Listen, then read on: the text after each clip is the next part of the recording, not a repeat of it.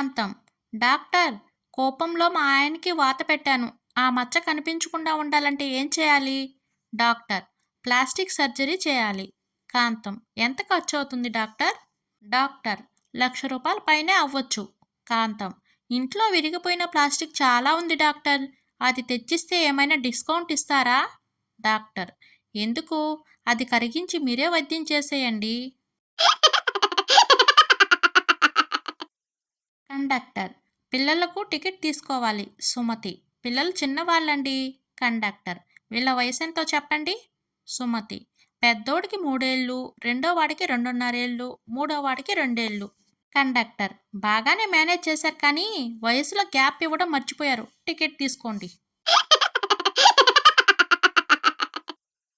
భార్యతో గొడవపడి ఇంటి నుంచి వెళ్ళిపోయిన భర్తతో భార్య: ఏమండి, ఎక్కడున్నారు? మీరు లేకుండా నేను ఎలా బతకగలను చెప్పండి.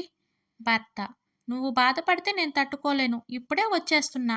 భార్య: వచ్చేటప్పుడు ఫుడ్ పార్సిల్ తీసుకుని వచ్చేయండి. ఇంటికి వచ్చి వంట చేసేసరికి మీకు ఆలస్యం అవుతుంది. టీచర్: అదేంట్రా చింటూ, కుక్క గురించి నువ్వు రవి రాసిన వ్యాసం ఒకేలా ఉంది. ఎవరు దానిలో చూసి రాశారు? చింటూ: చూసి రాయలేదు టీచర్, ఇద్దరం ఒకే కుక్క గురించి రాశాం. రాశి ఫలాలు ఎలా ఉంటాయంటే: కష్టపడితే ఆదాయం, కూర్చుని తింటే వ్యయం, ముక్కుసూటిగా ఉంటే అవమానం, అందరికీ భజన చేస్తూ ఉంటే రాజపూజ్యం.